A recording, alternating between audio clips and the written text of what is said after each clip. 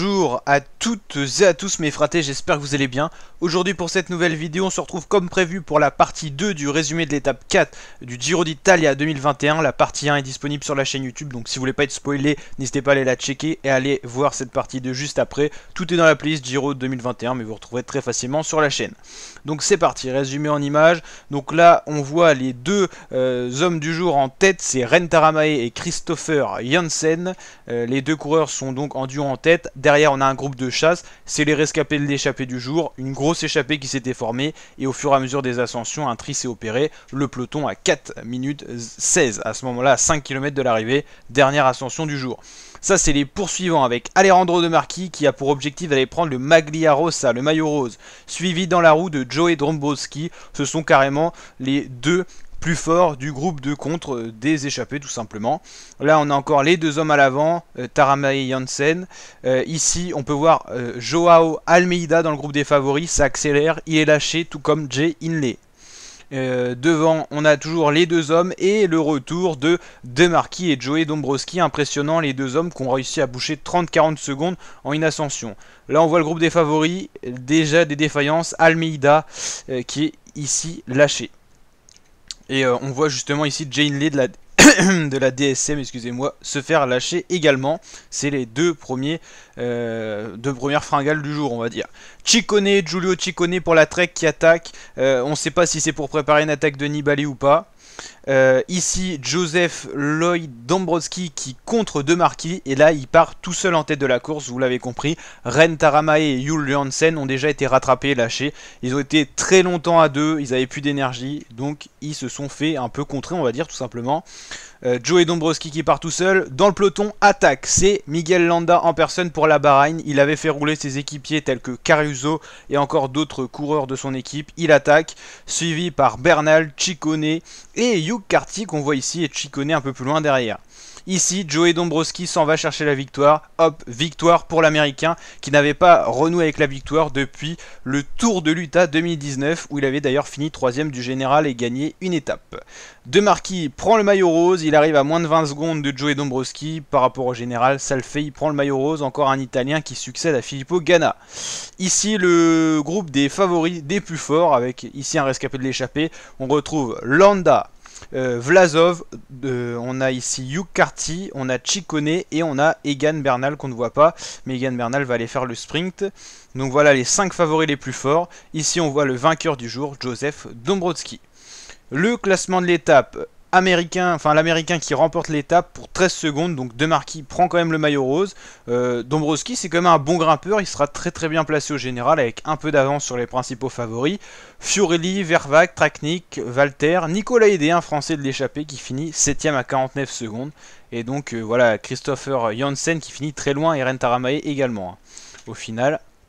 Les favoris ici, le premier groupe et le deuxième groupe avec Romain Bardet, Remco Evenepoel qui a fait rouler son équipe toute la journée. Pourtant il n'était pas dans les plus forts, il voulait certainement se tester. Il perd 11 secondes, rien de dramatique, mais il n'avait peut-être pas les mêmes jambes que les 5 premiers. Ciccone sera peut-être leader à la place de Nibali, on va justement voir où est Nibali. Donc Bardet c'est pas si mal que ça. Simon Yates un peu décevant après son Tour des Alpes qu'il avait fait il avait été très performant, et là au final on le retrouve un peu moins bien.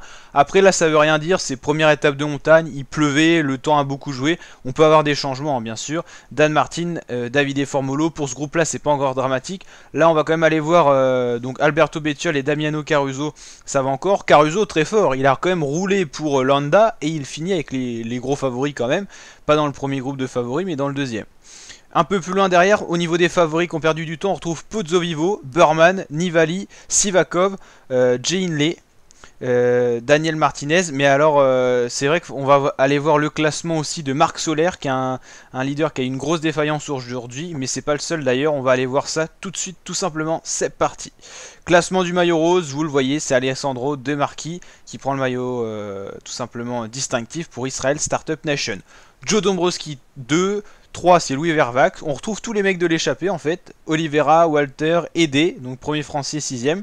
Et ça y est, à la 7ème place, on retrouve les favoris. Alexander Vlasov, Evenepoel qui avait fait un très bon contrôle à montre, donc au final il perd 11 secondes aujourd'hui, mais ça reste un très bon classement, parce qu'il est le deuxième gros leader dans ce classement. Alberto Bettiol, Hugh Carty, Egan Bernal, Damiano Carrizo, Davide Formolo, Taramae, Landa.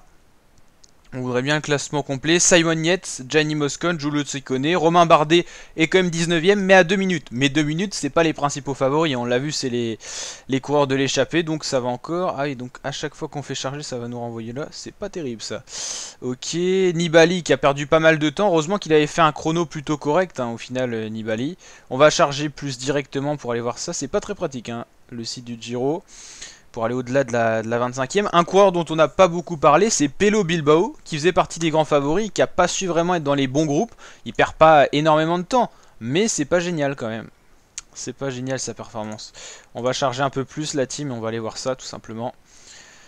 Donc en tout cas, quelle étape une fois de plus, on a quand même des changements de situation. Au niveau du maillot cyclamen de meilleur sprinter, c'est Tim Merlier qui reste avec ce maillot. Joey Dąbrowski remporte le maillot de meilleur grimpeur. Et Attila Walter, le hongrois, si je dis pas de bêtises, passe meilleur jeune.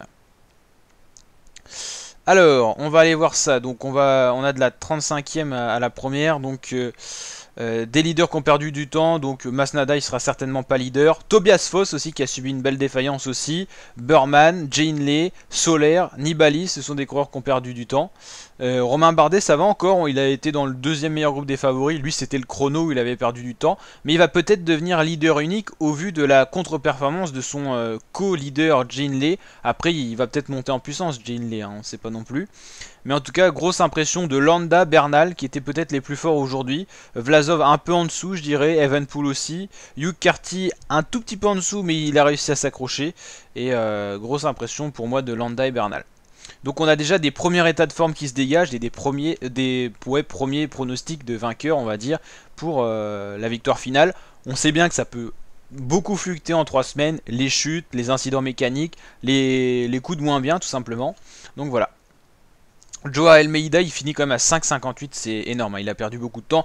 Et donc Evenepoel je pense leader unique. Attention à Masnada qui est pas si loin que ça pour la De Sonic. On peut dire aussi De Koenig, c'est vrai la prononciation est différente, vous m'avez fait remarquer en commentaire. Donc n'hésitez pas à liker la vidéo si elle vous a plu, surtout vous abonner pour ne pas louper une miette de ce Giro d'Italia 2021. Et je vous dis à très bientôt mes fratés pour de nouvelles vidéos. Ciao.